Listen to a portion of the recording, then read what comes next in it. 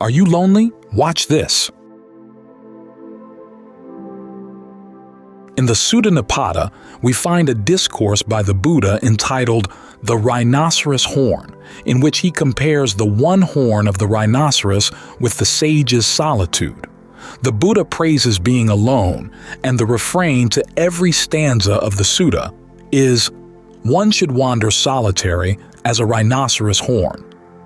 K.R. Norman, Transl, PTS. There are two kinds of solitude, that of the mind, citta-viveka, and that of the body, kaya-viveka. Everyone is familiar with solitude of the body. We go away and sit by ourselves in a room or cave or tell the people we are living with that we want to be left alone. People usually like that sort of solitude for short periods. If this aloneness is maintained, it is often due to people not being able to get along with others or being afraid of them because there isn't enough love in their own hearts. Often there may be a feeling of loneliness, which is detrimental to solitude. Loneliness is a negative state of mind in which one feels bereft of companionship. When one lives in a family or community, it is sometimes difficult to find physical solitude. It's not even very practical. But physical solitude is not the only kind of aloneness there is. Mental solitude is an important factor for practice. Unless one is able to arouse mental solitude in oneself, one will not be able to be introspective, to find out what changes in oneself are necessary. Mental solitude means first and foremost not to be dependent on others for approval, for companionable talk, for a relationship. It doesn't mean that one becomes unfriendly towards others, just that one is mentally independent. If another person is kind to us, well and good. If that isn't the case, that's fine too, and makes no difference.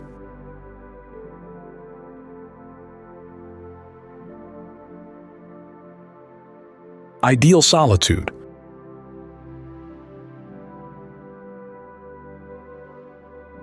The horn of a rhinoceros is straight and solid and so strong that we can't bend it. Can our minds be like that? Mental solitude cuts out idle chatter, which is detrimental to spiritual growth. Talking about nothing at all, just letting off steam. When we let the steam go from a pot, we can't cook the food. Our practice can be likened to putting the heat on oneself. If we let off steam again and again, that inner process is stopped. It's much better to let the steam accumulate and find out what is cooking. That is the most important work we can do. Everybody should have occasion each day to be on her own physically for some time, so that we can really feel alone, totally by ourselves. Sometimes we may think, people are talking about me. That doesn't matter. We are the owners of our own karma. If somebody talks about us, it's their karma. If we get upset, that's our karma. Getting interested in what is being said is enough to show that we are dependent on people's approval. Who's approving of whom? Maybe the 5 khandha, body, feeling, perception, mental formations, and consciousness are approving. Or possibly the hair of the head, the hair of the body, nails, teeth, and skin. Which self is approving? The good one, the bad one, the mediocre one, or maybe the non-self? Unless one can find a feeling of solidity in oneself from the center, where there is no movement, one is always going to feel insecure. Nobody can be liked by everyone, not even the Buddha.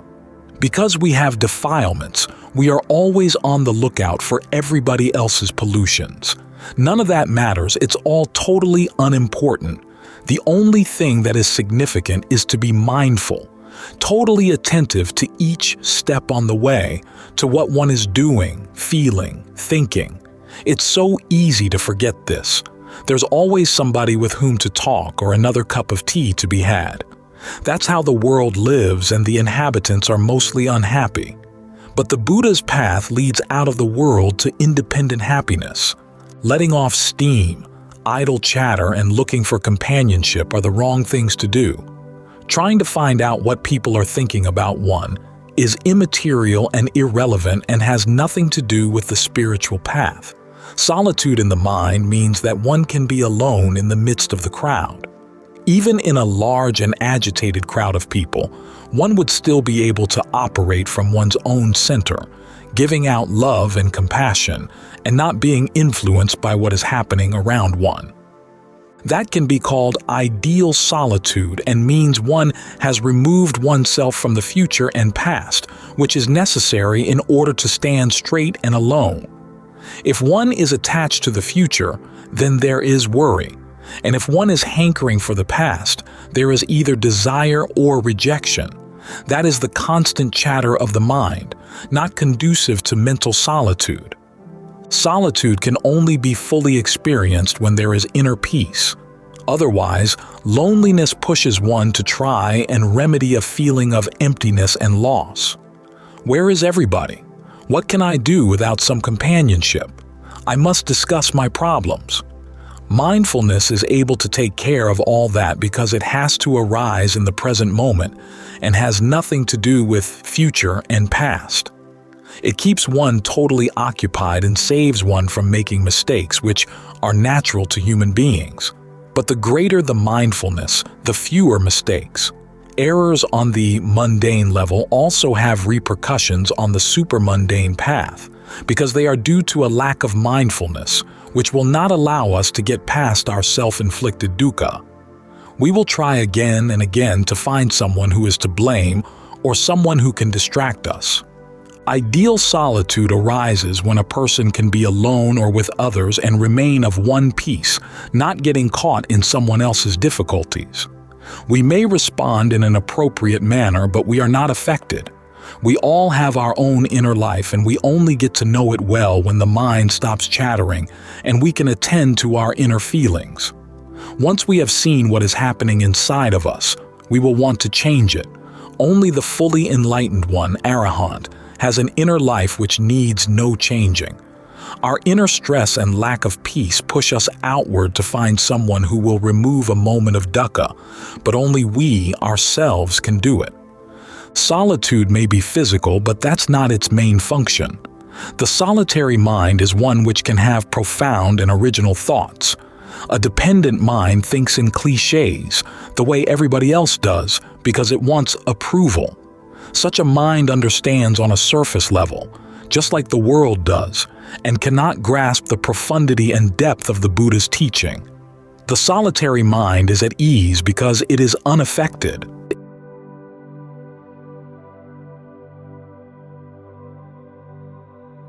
The solitary mind is a strong mind because it knows how to stand still.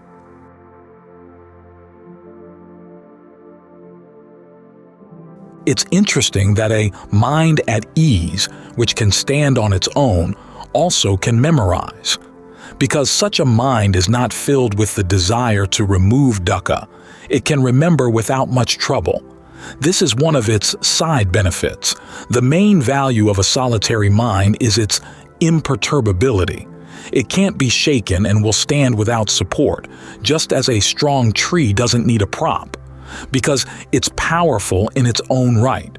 If the mind doesn't have enough vigor to stand on its own, it won't have the strength and determination to fulfill the Dhamma. Our practice includes being on our own sometime each day to introspect and contemplate.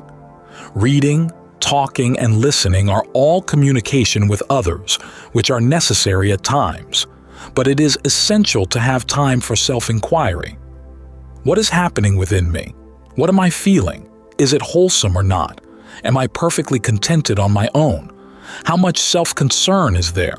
Is the Dhamma my guide, or am I bewildered? If there's a fog in one's mind, all we need is a searchlight to penetrate it. The searchlight is concentration. Health, wealth, and youth do not mean no dukkha. They are a cover-up.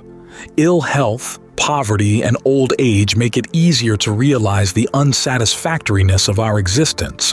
When we are alone, that is the time to get to know ourselves. We can investigate the meaning of the Dhamma we've heard and whether we can actualize it in our own lives. We can use those aspects of the Dhamma which are most meaningful for us. The solitary mind is a strong mind because it knows how to stand still. That doesn't mean not associating with people at all. That would lack loving kindness, metta. A solitary mind is able to be alone and introspect and also be loving towards others. Living in a Dhamma community is an ideal place to practice this. Meditation is the means for concentration, which is the tool to break through the fog enveloping everyone who is not an arahant. At times, in communal living there is togetherness and lovingness and service. These should be the results of metta, not of trying to get away from dukkha. Next time we start a conversation, let's first investigate. Why am I having this discussion? Is it necessary, or am I bored and want to get away from my problems? Clear comprehension is the mental factor which joins with mindfulness to give purpose and direction. We examine whether our speech and actions are having the right purpose, whether we are using skillful means, and whether the initial purpose has been accomplished. If we have no clear-cut direction, idle chatter results. Even in meditation, the mind does it, which is due to lack of training. When we practice clear comprehension, we need to stop a moment and examine the whole situation before plunging in. This may become one of our skillful habits, not often found in the world. An important aspect of the Buddha's teaching is the combination of clear comprehension with mindfulness. The Buddha often recommends them as the way out of all sorrow, and we need to practice them in our small, everyday efforts. These may consist of learning something new, a Dhamma sentence remembered, one line of chanting memorized, one new insight about oneself, one aspect of reality realized. Such a mind gains strength and self-confidence. Renunciation is the greatest help in gaining self-confidence. One knows one can get along without practically everything, for instance, food, for quite some time. Once the Buddha went to a village where nobody had any faith in him. He received no alms food at all.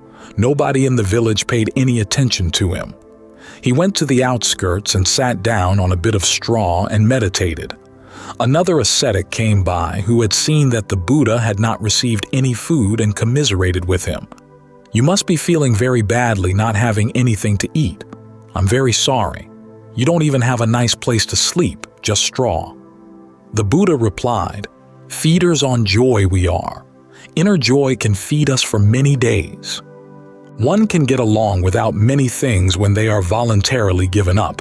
If someone takes our belongings, we resist, which is dukkha. But when we practice self-denial, we gain strength and enable the mind to stand on its own. Self-confidence arises and creates a really strong backbone. Renunciation of companionship shows us whether we are self-sufficient. The Buddha did not advocate exaggerated and harmful ascetic practices, but we could give up, for instance, afternoon conversations and contemplate instead. Afterwards, the mind feels contented with its own efforts. The more effort one can make, the more satisfaction arises. We need a solitary mind in meditation, so we need to practice it sometime during each day. The secluded mind has two attributes. One is mindfulness, full attention and clear comprehension, and the other is introspection and contemplation. Both of them bring the mind to unification. Only in togetherness lies strength. Unification brings power.